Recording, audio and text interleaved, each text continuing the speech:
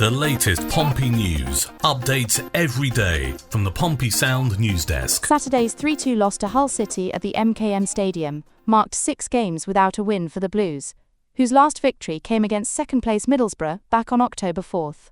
Fratton Park fans are understandably growing worried about how the rest of the season might unfold. The team is struggling to create chances despite Terry Devlin's 2 goals in East Yorkshire, and they've managed just 2 clean sheets since that goalless South Coast derby against Southampton in mid-September. Joe Bursick is currently in goal, while Nicholas Schmid works his way back to full fitness. All of this has people wondering how the club's form between now and January might affect Josh Murphy's future. The star player only just signed a new long-term contract through 2028, after attracting summer interest from elsewhere. While Mousinho has every right to worry about the team's attacking output overall, Murphy himself isn't the problem. That's why Football League World's Portsmouth fan pundit, Miltos Ioannidis, isn't sure whether the 30-year-old will actually stay or go. There are arguments on both sides. After helping Oxford United join Portsmouth in the Championship last season, Murphy showed exactly why Pompey was so keen to snap him up on a free transfer. He matched Tom Fellows with a league-high 14 assists last term. This season, despite a brief injury setback, he's already registered 2 assists in 8 league appearances, and that's after West Bromwich Albion and Leicester City both came sniffing around during the summer window. Pompey fans are hoping that new contract means he'll be around for years to come. But Ioannidis has his doubts, even while acknowledging just how vital Murphy has been. "Josh Murphy is literally our whole team at the moment," he told FLW. "Without him we'd be doomed. We might even consider ourselves down already. He's our only source of hope, our only bit of creativity, our only spark. Without him there's nothing going on in our team. The worry is that he could easily play for a better side, he could even do a job for a Premier League club, no problem," he said. "In my opinion, it's not great when you've got a player who, deep down, probably feels that way. Josh Murphy might be thinking right now that he can do better and looking for a better opportunity. The only thing giving me hope is his age," Ioannidis explained. "He's not 23, 24, 25 anymore. He recently turned 30, but that doesn't mean teams won't still pay a fee for him, because everyone can see what he does." Going back in time a little bit, when I started out in journalism, which was in a place called Fleet Street in those days, I had 2 years there, bumping the gums with some real Harry Hardnose types. They all knew, and we all knew, that there was a thing in the middle of the summer called the silly season, when Parliament was on holiday, everybody was on the beach, and there was nothing doing. And so you had to fill your newspapers or your radio or TV news with silly season stories, and they were sillies, generally speaking, and sometimes they were made up, be quite honest with you. Well, we got something similar going on at the moment in football. When you get these international breaks, there's nothing to report, and so people start concocting possibilities. And of course there's a possibility that somebody might be eyeing up a move for Josh Murphy, although as things stand they're going to want to make sure that he's not, word that no one wants to hear associated with their name, injury prone. But on the balance of things, I would call that bit of speculation pure football silly season. It's still very, very early on if you're trying to assess our summer business. If you look at someone like Luke Leroux, who we brought in this summer, he made his 3rd start on Saturday. It's far too early to assess Luke's impact. Then there's players we've brought in this summer who we haven't seen yet. So how do we assess that? It's almost impossible to do that, other than to say at the minute, without being able to properly assess, it hasn't been particularly successful on a couple of fronts. That's not to say that it won't be in the future. It's a mixture, it's always a mixture. I don't think you ever bring in the amount of players we brought in, and everyone's going to hit the ground running and start games for you. But we've had plenty of players who we brought in this summer who've made an impact in the side. The likes of Adrian Segacic, when he came in, burst onto the scene, and was very lively. I think Segs had a bit of time out of the team and was primed and ready to come back in and make an impact, when he unfortunately picked up the injury. We've had some really solid contributions across the board. I thought Josh Knight's game against Wrexham was his most solid for the club, and Joe Bursick has had some really good performances. We're working across the pitch, and there's green shoots that those players, given time, can have an impact. It's an interesting mix in terms of what we're trying to achieve at the club. We want to get to a position where we have players we can develop, and we have players who can either make the club money or push the club up the league. We make no bones about that, But we do need players who can come in and impact it now. So, quite understandably, with Pompey enjoying a poor recent period of form, some people are looking for reasons. They're going sleuthing. They've got their Sherlock Holmes deerstalker on, and one lot of them have come up with the possibility that we didn't do very well in the summer transfer window. Well, the summer transfer window brought in, on day one, as I remember, Adrian Segicic, who almost immediately became an absolute folk hero around Fratton Park. His first 2 or 3 or 4 appearances, and he was the Duracell bunny, and he was the DBs. Absolutely the DBs. Well, we've been deprived of him for such a long time that some people would not recognise him if he walked into the pub next to them, right? That's one summer signing, which was an obvious triumph. Then there was Yang.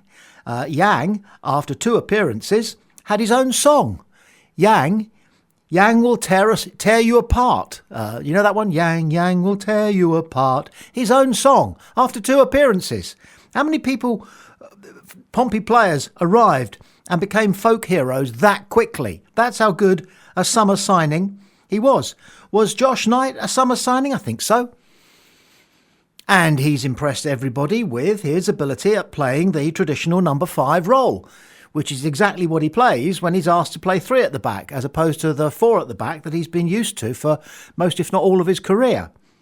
So there again is another absolute 5-star ocean-going success story of a summer signing, and yet, in the need to see if one can put one's finger on the reason why we might be finding life a little bit more difficult at the moment than we would like, you go to the summer signings, which at the time of making the signings seemed spectacularly good and were very successful until injuries arrived on the scene and turned the whole thing upside down.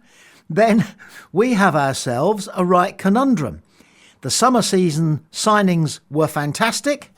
The summer season signings were a dead loss. That's the joy of being a football fan, really. You luckily have no actual say in the way things proceed because we have an elected monarch, which is John Messino.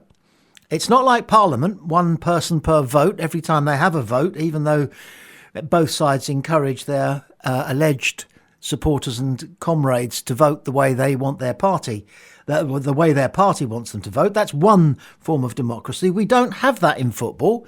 It's more like a major corporation such as Tesla, where I gather if you've got just 1 share in Tesla, you're entitled to have some sort of a say at their AGM, at which recently you probably caught, they said, let's give Elon Musk a bonus of $1 trillion, which is $790 million, if he achieves X, Y, and Z over a period of, wait for it, 10 years. He gets 10 years. And we've already got people popping up who don't want to give John Messino 10 minutes. Crazy. Thank goodness we're run along the Tesla lines rather than the Palace of Westminster lines. Pompey aren't the only Championship club dealing with a lengthy injury list. Millwall are having their own problems in the treatment room.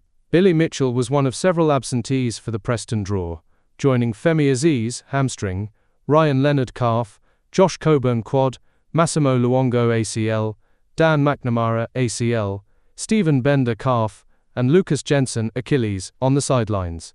Only Bender and Aziz have a chance of being fit for next week's trip to the South Coast, while defender Jake Cooper will also be unavailable through suspension.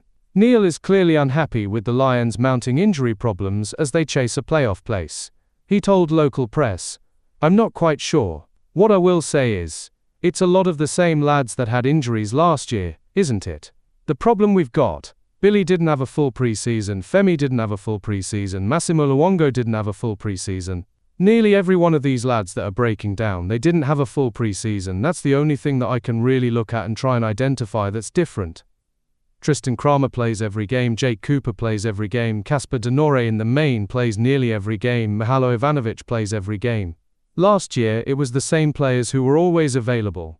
So it looks like both sides will have quite a few men missing from their normal or preferred starting lineups when we meet them in whatever it is now, 10 days' time, 11 days' time, something like that, November the 22nd, against Millwall. And their manager, Alex Neil, isn't it, is saying the only thing he can think of that might be responsible for their injury problems is that certain players missed the pre-season.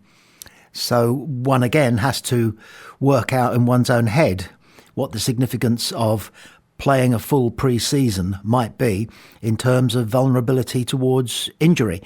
And if there's anything in it, then we should look ourselves at Pompey. We should look at who was present for our full pre-season and who wasn't, and whether there's any significance there.